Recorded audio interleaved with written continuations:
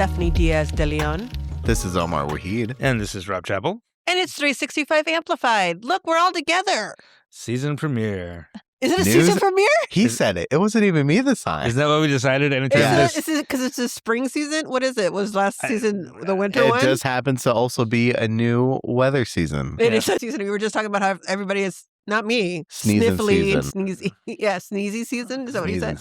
Sneezing season. Season. I'm going to use that. That's a good way to describe it. I like that. It's the name of we are. We've decided that. Well, we decided before that anytime we take a week or two off, then when we come back, that's a new season. Oh, okay. That's right. I forgot about that. I also appreciate that you all are far away from me, being all sneezing and coughing and stuff. We're in a larger room today, so we have more room. And also, stay over there. I do not want to catch whatever you got it. Yeah, absolutely. For me. Yeah. Only for me. This was planned. Let's get right into the news because we just had an election and so many results from that Rob wants to. We have a few to talk about, and we should mention that Chris Taylor, the Dane County Circuit Court judge, former state senator, former lobbyist, won the Supreme Court race by a lot. Yes. 60-40, which I wasn't shocked that she won, but I was shocked that she won 60-40.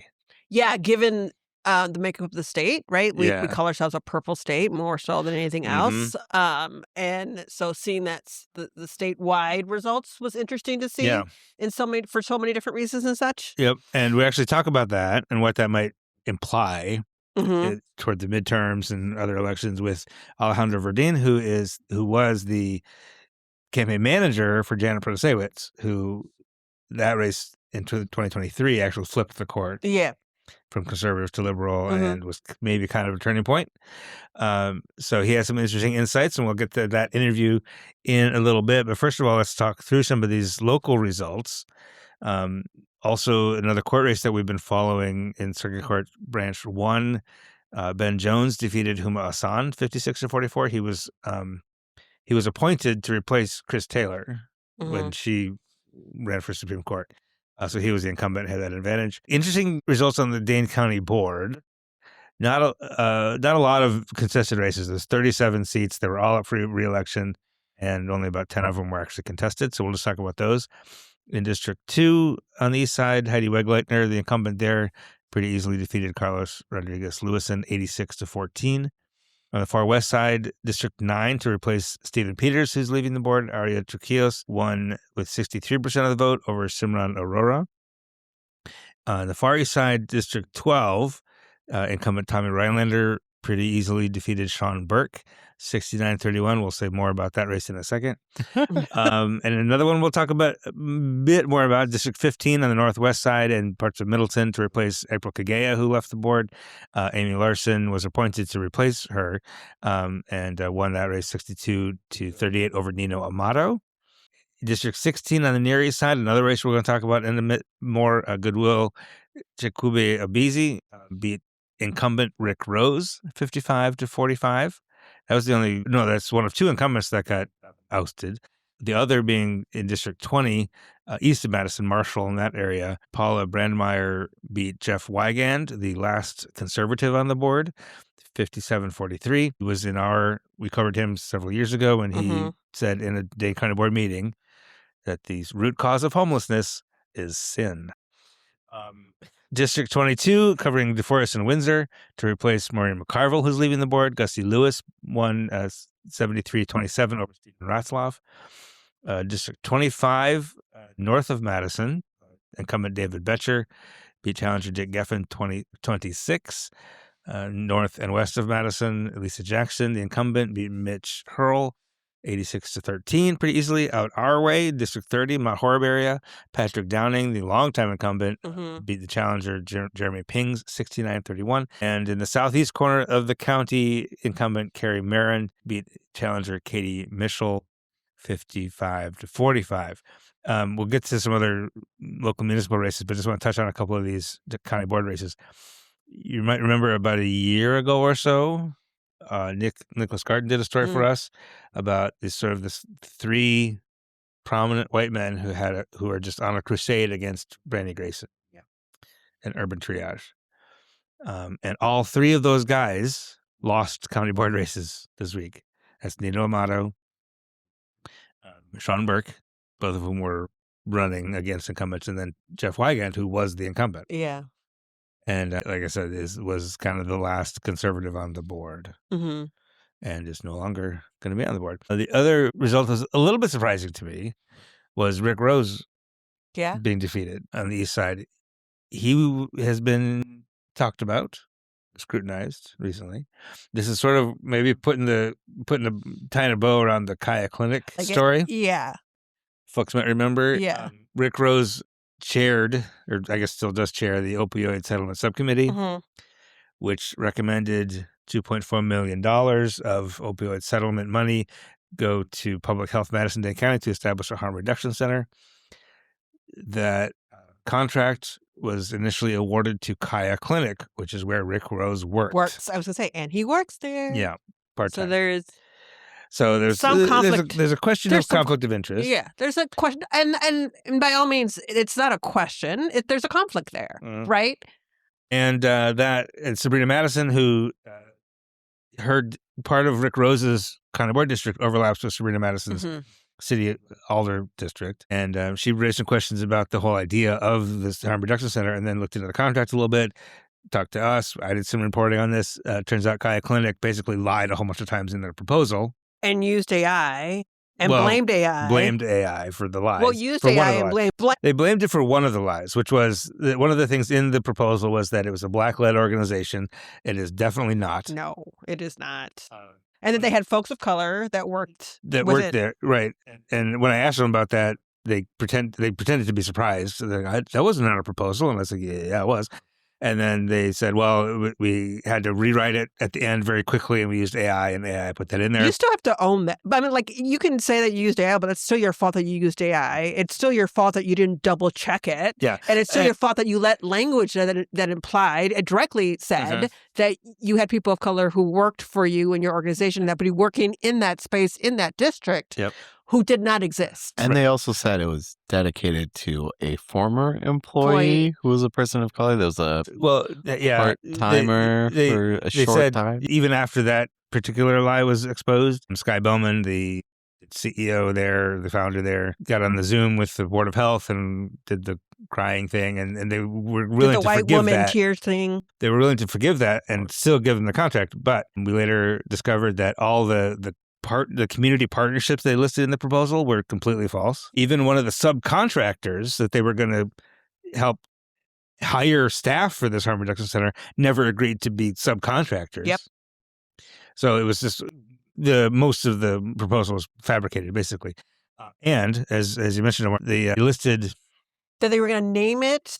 Right. That Renee. As they listed her as a founder. And she wasn't. She was a part-time employee at the beginning and did do some work in this whole idea of harm reduction, but then passed away. And they were going to invoke her name and name this thing after her, and in a way that was really tokenizing. And her spouse then was on the board of Kaya and has left the board because of this whole situation. Wrote an incredible editorial. So through all this process. The Harm Reduction Center has been debated at the Board of Health, at the Opioid Settlement Committee, and the county board. Well, and within the community, right? Like the decision of where to put it, right?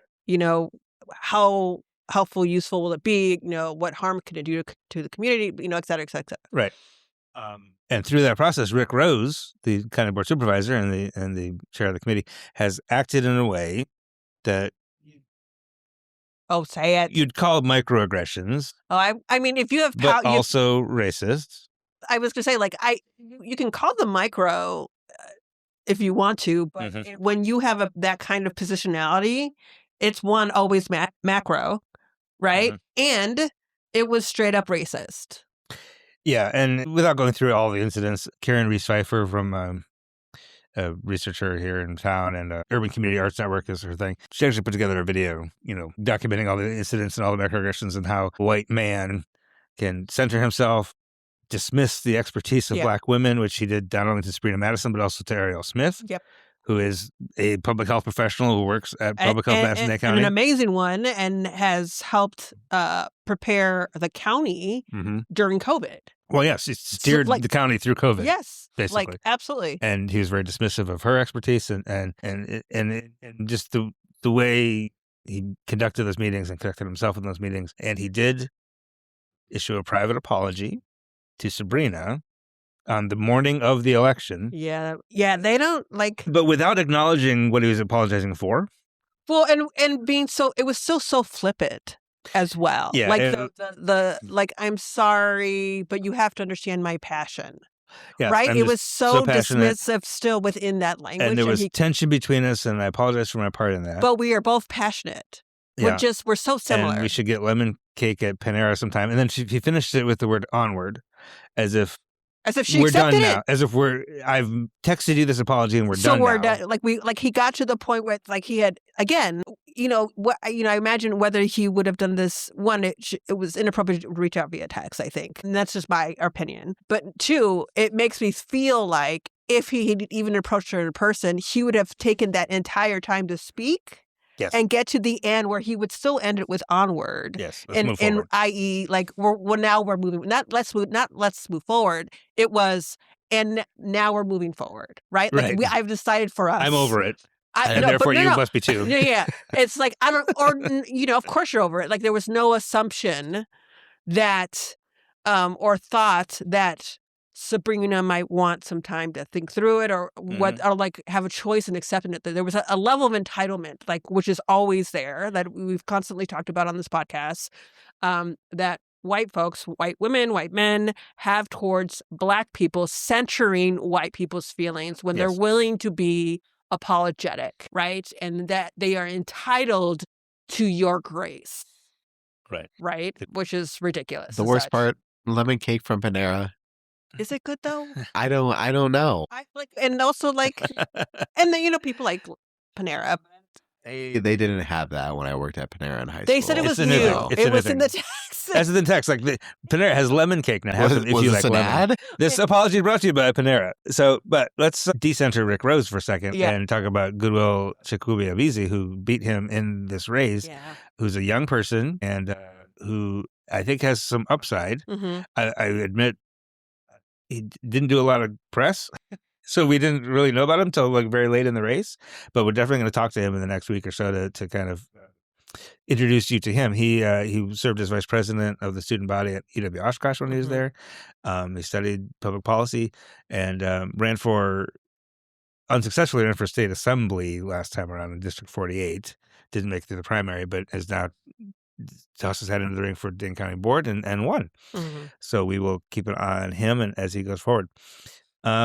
Couple other results to throw out there. City of Fitchburg, Julia Ratufrata was reelected mayor, convincingly, 73-27 over Victoria LaBrosse. Donald Dantzler, who's been on the show a couple of times, won a county board seat. He won an uncontested county board seat, but he also was reelected to Fitchburg City Council over Jay Allen, 61-39.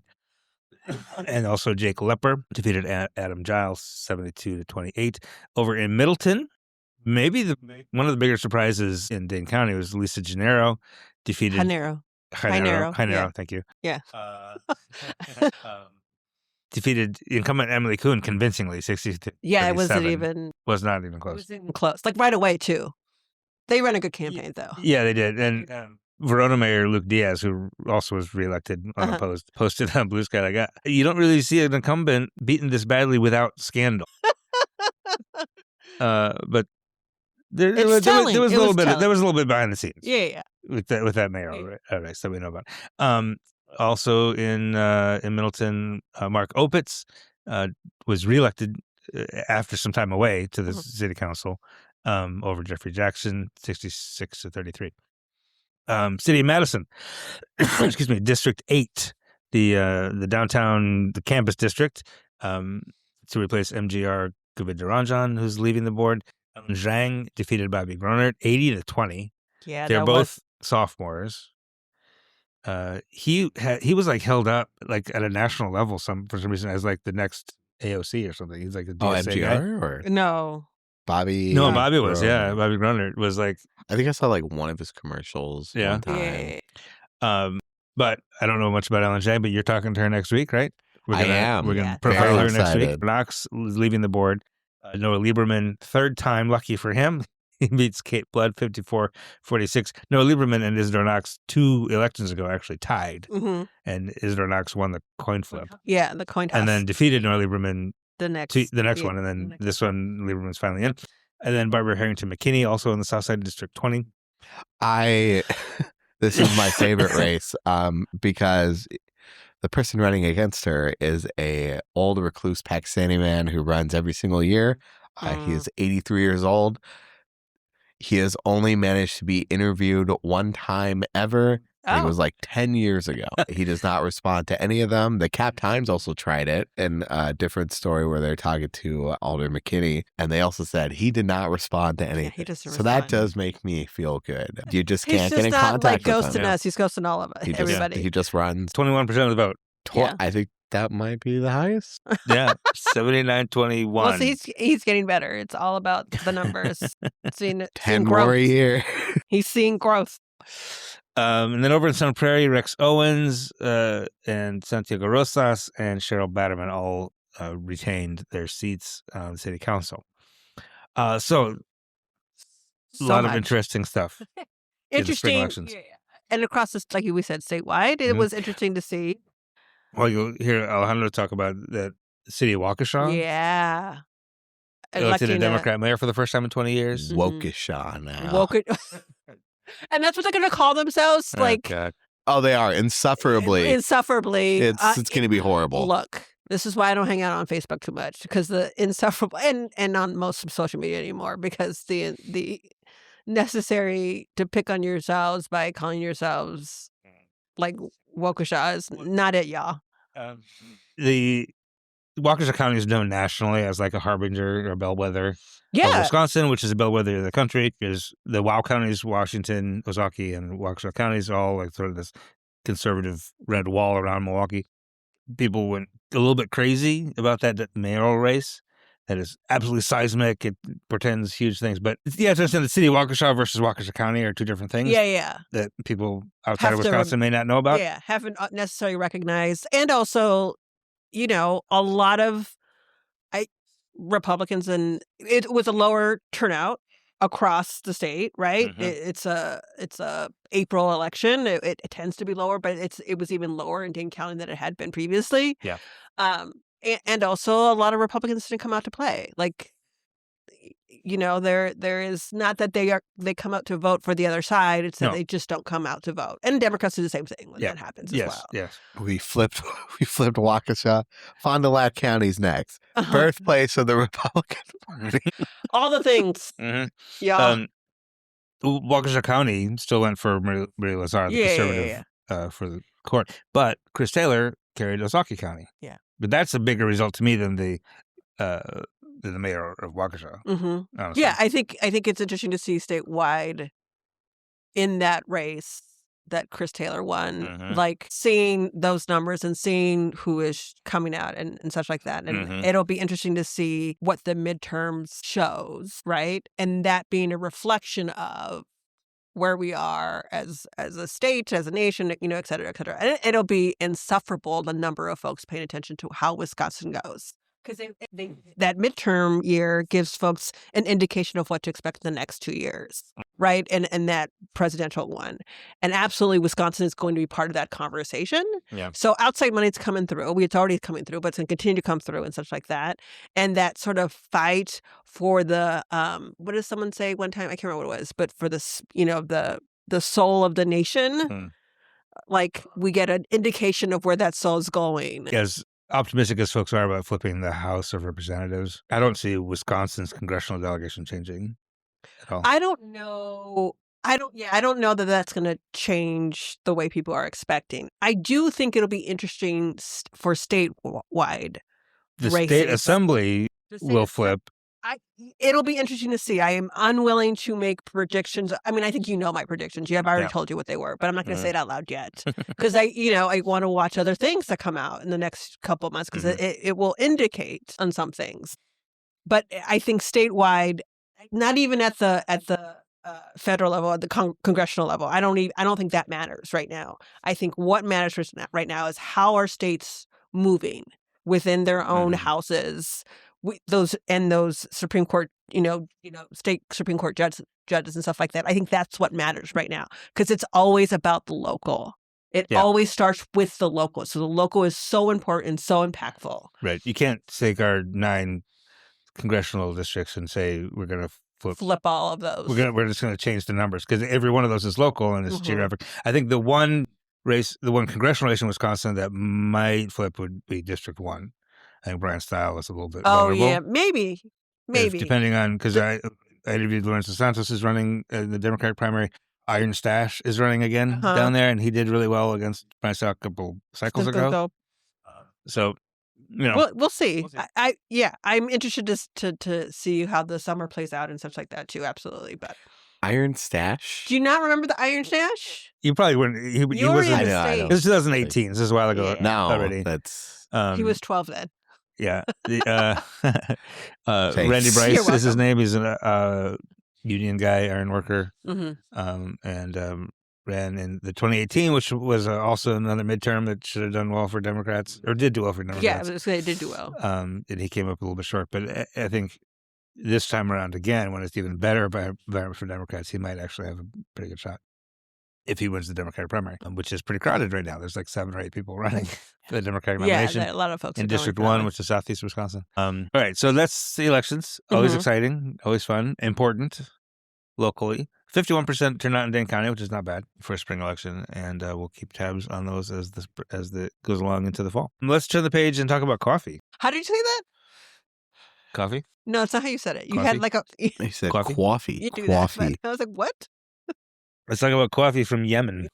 It does make you feel better. I do slow down certain words because, again, I did live in New York when I started to talk. I mean, I get, Rob did not. Rob has only lived here. If you hear me say the word quarters, do you notice how I say it very slow? Yeah. What did you do? Use your imagination about what it sounds like when Rob's I say that. only ever spent speed. a weekend in New York, and not enough to suggest. It's like I'm walking here. Yeah, and that was years ago, so it was interesting. Sorry. All right, back to coffee. It's a coffee from Yemen. On the west side of Madison, there's a new spot, Kamaria Yemeni Coffee Company. And Omar, you went and talked to them? I did. And had some coffee? They had a grand opening, but you may be thinking, I've been there before, just now a grand opening? Yes. Yeah. They've been open since November of last year. They just didn't have the grand opening until now. So the coffee company, it's a national franchise that brings Yemeni coffee. Yemen, of course, is where coffee originated, historically recorded as the first cup brewed ever. It's popularity around the world, but it's kind of just been bubbling in the U.S. recently. And there's this franchise, Kamaria Coffee, and they're here. This is actually their second location in Wisconsin. Anas Al-Hourani and Faraz Shuja opened a previous one in Greenfield in 2024 and wanted to expand that. They've always wanted kind of a late night place, some place where the community can gravitate to, but also kind of a space for Muslims also. It's a late night option for them. Notoriously do not drink. Wisconsin, very beer heavy, going way late into the night. Right.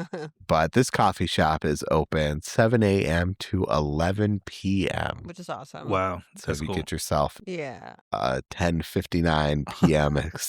So you can stay awake until they reopen. Just sit in the parking lot. That's over on Odana Road. Yes, on the west side. Fantastic. I will. It was literally recommended to me several months ago, and I haven't stepped in yet. I did go there one time before, not to drink any coffee. The camera company is next door. Oh, right. Oh, That's where I get all my camera stuff. Exactly. So if you know where those things are, you can find it pretty easily. Another business doing some growing is a friend of ours, Action Jackson, and his Jackson's Yard Care. Is it Yard Care or Lawn Care? I can't remember. Yard Care. Jackson's Yard Care. JYC. It's on the emblem. Who he's done a lot of training and career development in the landscaping space. Right, we've been covering that, and he's got his own permanent space now. He's working on it. They're closing on it. Okay. But he's asking the community for a little bit of help. $4,000. They have a GoFundMe going. The building has finally been put up for sale, and there's a possibility that they could buy it. And wow. if you don't know why that's important for a business, purchasing the property your business operates on is a huge step in the future of your business. You have control over your finances, your future, a forever home. Yeah. Those are all very great things. And that's when the money really changes for a business, but it is a very big hurdle. They have most of the money. Action Jackson has for a very long time put every single dollar into this workforce development program. He provides it completely for free and has been for the past 2 years. He gives free community projects, and he figures I've done as much as I can on my own, but I'm humbly asking the community to step in just for the last little bit of push. All right. We will put a link to that on the show notes if you want to help out. And a couple of last things before we get to the break and to the interview. 2 schools in Madison are getting new names, and they're in the process of entertaining suggestions for the names for Elvium and Lindbergh. As we reported a year or 2 ago now, Conrad Elvium has problematic history. He was a president of University of Wisconsin and was involved in racial covenants and making sure that Black people couldn't buy homes downtown, and also wouldn't allow a documentary Not just film, own, but like rent or occupy. live downtown. Like you couldn't live. Like I was gonna say, like even renting he was like, no renting either. Oh, no renting either. Yeah. And UW Film Club actually made a little movie or wanted to show a movie about that very thing, and he wouldn't allow it to be shown on campus. So some problems. So several schools that are named after him are changing, including in McFarland and here in Madison. Also Charles Lindbergh. What do you say about Charles Lindbergh? Nazi sympathizer. So we're going to change that name also. And both of those are open for suggestions right now. I think they're trying to, Omar, you cover this, but I think they're kind of trying to lean into more local names, connections, right? They have a whole policy for it. They can only rename 2 schools a year. It has to be someone with some historical significance to Wisconsin somehow. It can be like a very small historical significance. So Stacey Abrams Elementary School. I mean, Lindbergh briefly attended UW-Madison. He didn't graduate. He didn't graduate from there. No, he just like hung He's out. not from. I wasn't there. He was not from Wisconsin. Yeah, he stopped by briefly. Yeah, basically. Yeah. So Stacey Abrams. Stacey Abrams Elementary School. New suggestion: Omar Wahid Elementary School. He's just gonna put it out there. You don't have to say no. They're voting. We just gotta. But if you're looking for ideas, I could be for either of them. You could name both of them. Does it have to be? School. I was looking at the form. It does say one of the options is a person who's deceased. Does it have to be a deceased person? Oh, I don't know. Well, then that ruins a lot of things. Yeah. I mean, if we can guarantee that all happen. You can put it in trust. I put it. Yeah, when Omar dies, we'll rename the school after him. But if they're going to do 2 a year, that means Chavez is going to stay Chavez for a while. Yeah, which change it. Might be unfortunate. Maybe we can just start calling it something else. Officially Chavez, but we'll just call it something else. They can do it 2 a year or 2 at a. They're only allowed to do 2 a year. Okay, so next year they can look at Chavez. Yeah, Yeah, they should. They should. Yeah.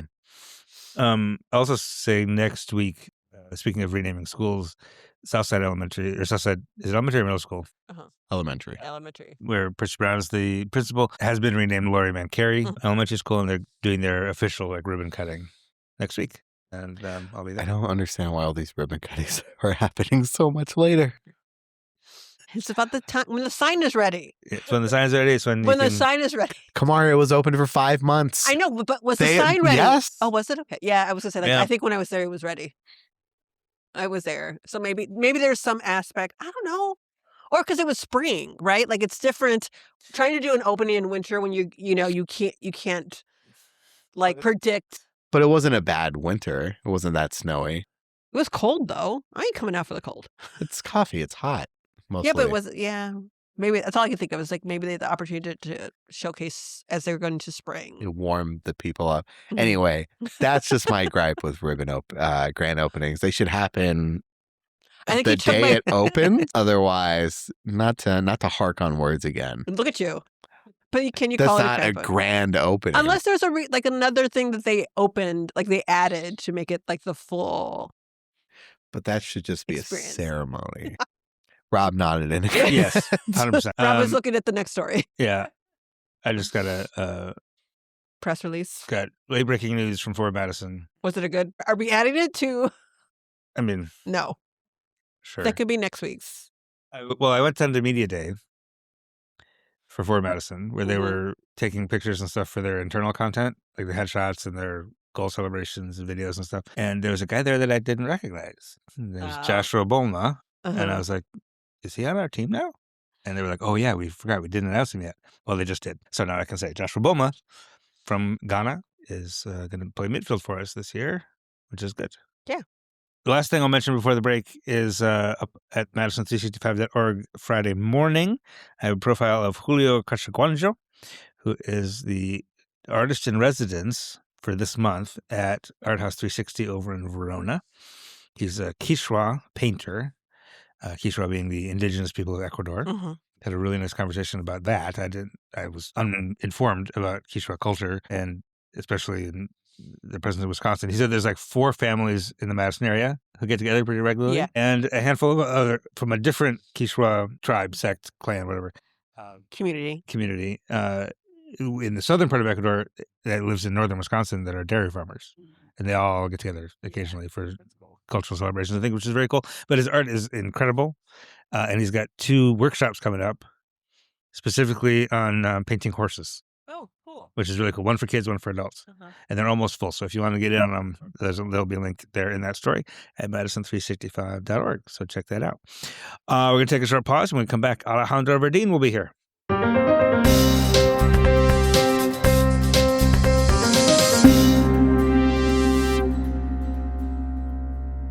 And we're back, and joining us now, Alejandro Verdin from, you have an LA hat on. Are you in California?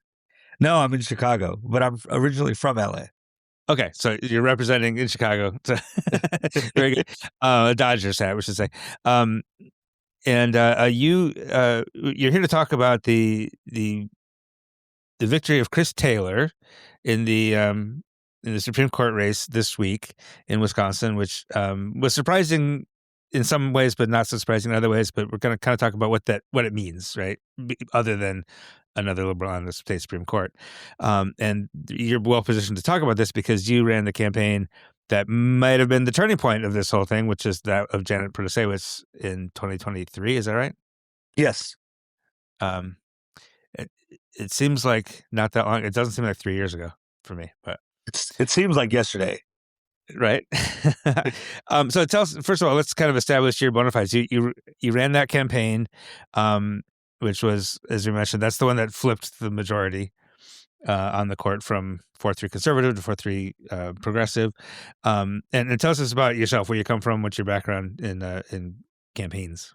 Yeah, absolutely. So I've started doing campaigns about over 10 years ago, right out of high school, 18 years old, fired up, wanted to, sort of knock on doors and make phone calls. I thought I could maybe make a living out of that. Quickly found out that the work is very cyclical and you can't make a living out of organizing voters.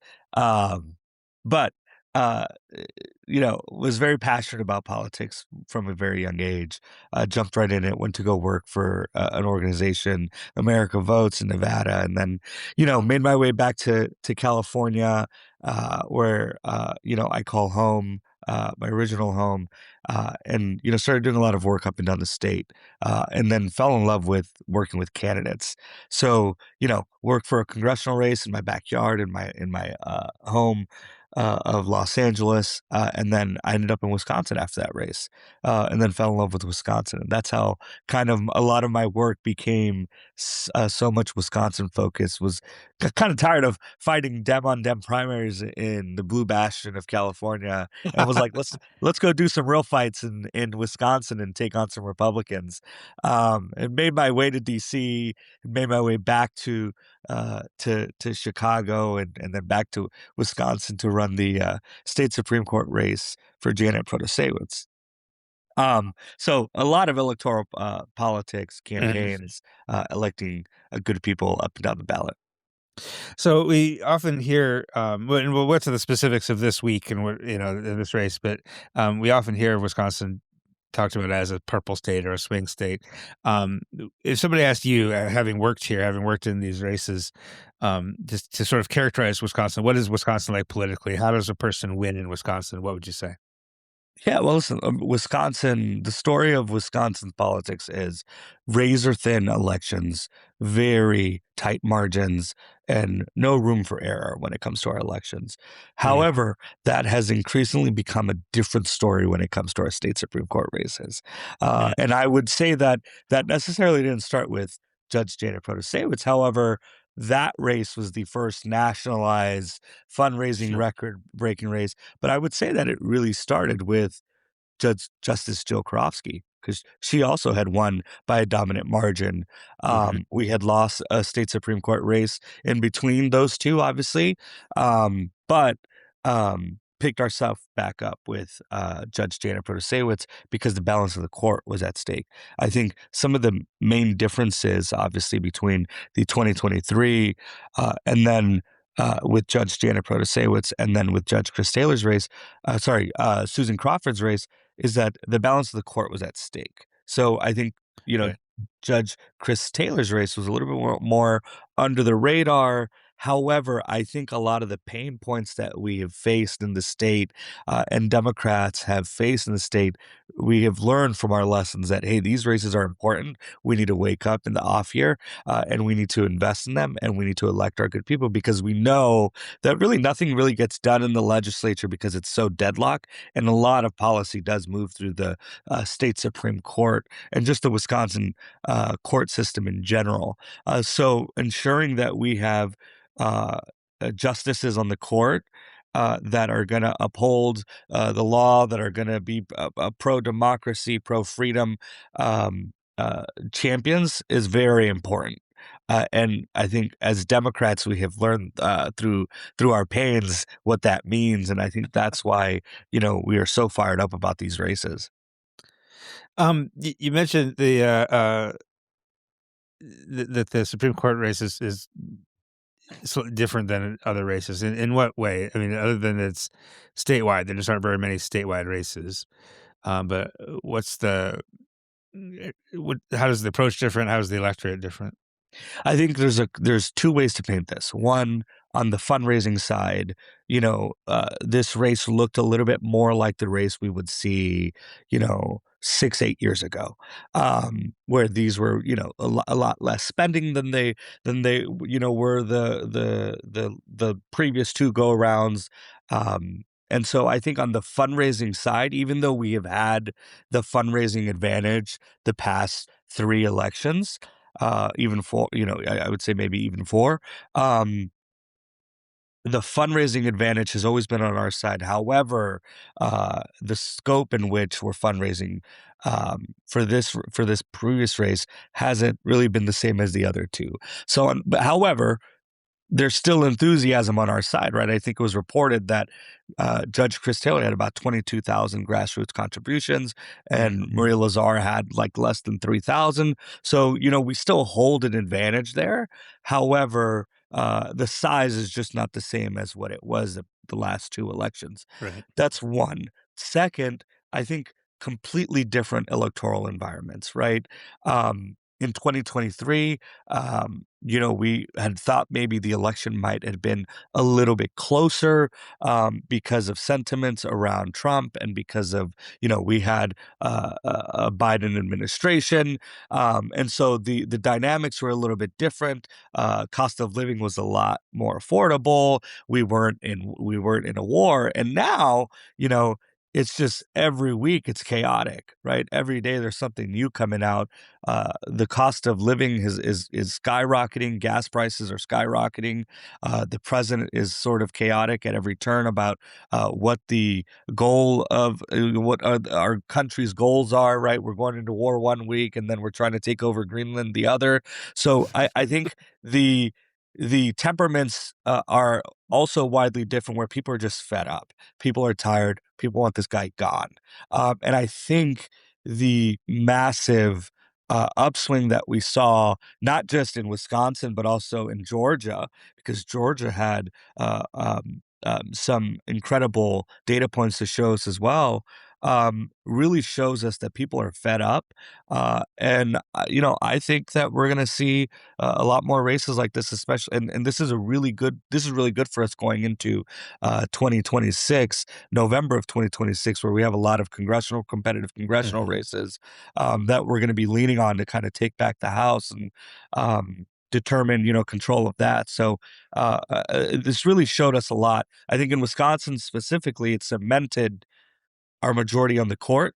We know how important that is because we know that, in 2020, Donald Trump tried to overturn the election through the state Supreme Court had it not been for one conservative justice that did the right thing.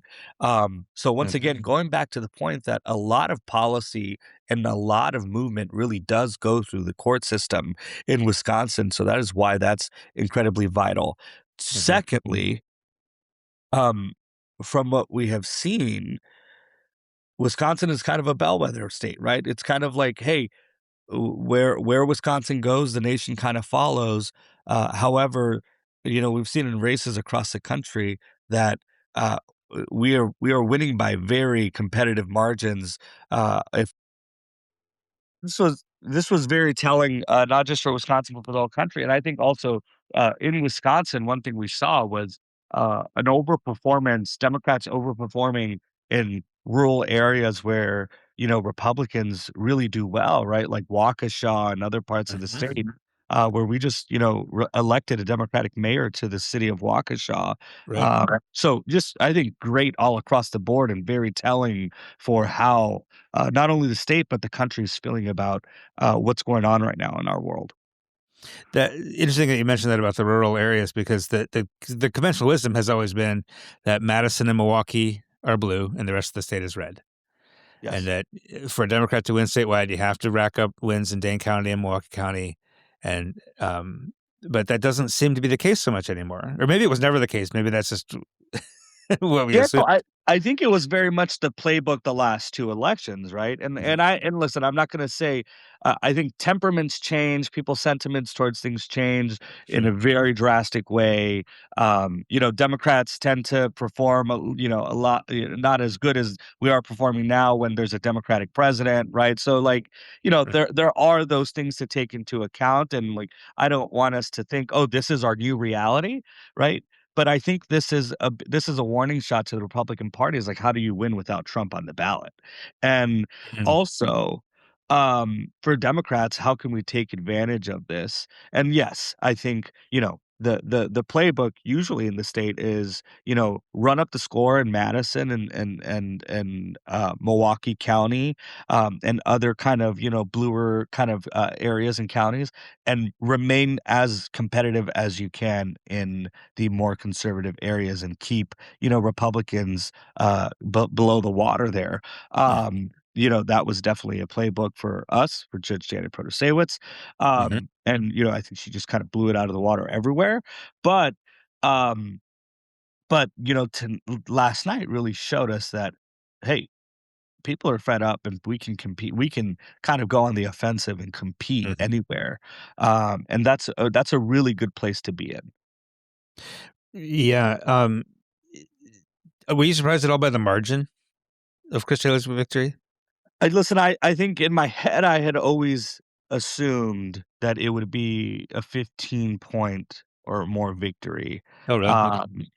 I think, I had thought personally that anything below 10, would have been fine, but not as great as where we want to be given the country's sentiments and where voters are at now. The Mhm. electorate is just completely different Right. because of that. And people are really fed up. There's a lot of democratic enthusiasm going on right now. And Sure. so I think, that is really something that we didn't have in the previous elections that we could really rely on and count on. So I think that did a lot of help, aside from the campaign running a great campaign, Maria Yeah. Lazar really not having a message, and also just kind of tripping on her own shoelaces, and her campaign not really running a great campaign from the outside looking in. This isn't me Mhm. just, talking crap. I mean, this is just, you can very clearly see it. I mean, I had heard that they had been running uh, anti-abortion billboard ads in Milwaukee, right? Like that's essentially an in-kind contribution to the Chris Taylor campaign, right? So like Right. not really understanding what your message is and who to kind of deliver it to is Uh, very important in campaigns. I think, so I think that campaign was just an example of what not to do. I think donor enthusiasm on the Republican side, given the past, 2, 3 elections that we've had, also donors kind of, are kind of sensing, "Hey, this isn't a safe bet, and I don't really wanna mhm. spend my money on that." And I think Elon Musk was a cautionary tale on, like, what not to do. And so, I think there's a lot of soul searching the Republicans in the state are gonna have to do, to kind of get it together and figure it out. In the meantime, Democrats, are going on the offensive, taking advantage, and really communicating a strong message to voters, um, all across the board about, what Yeah. we're gonna be doing for them. Your reference to Elon Musk is he invested a whole bunch of money in Brad Schimmel, right, against Susan Crawford? Yeah, I mean, Last year? it was reported he had, thrown about $100 million. I don't know if you remember, he came to the state and was like handing Yeah. out $1 million checks to voters, which I think in and of itself is a very a dangerous thing, Yeah. maybe even illegal, but like who Questionable. Yeah. knows? Yeah. But it didn't work, and so, as you say, maybe that has dampened some national level donor enthusiasm because Chris Taylor did outraise, Maria Lazar by quite a bit, right? Yes. Yeah. Um, Now does that translate then to the governor's race this year, do you think? Is Tom Tiffany gonna have trouble getting national level money? I think I think it's a different race and different electorate, and there are so many more different dynamics Yeah. on that front. There are a lot of we have a bench of really strong candidates running on the Democratic side, Mhm. right, to pick from. Um, I have a personal favorite of mine, but there's just so many different dynamics, different electorate, right? We're talking about a November election where turnout is always higher on both sides and Yep. people are drumming up support and turning out their folks. So completely different electorate from that sense. However, I think it's going to be really hard for Tom Tiffany to escape his ties to Trump and his Mhm. closeness to the administration and also his track record of the things that he's voted on. And if last night's results were any indicator, I'm looking specifically to Georgia, not even in Wisconsin, Chris Taylor's victory, but in Georgia, Yep. there was an election to replace Marjorie Taylor Greene Mhm. and Clay Fuller. This no Democrat thought we were going to win this seat, right? And we didn't expect to.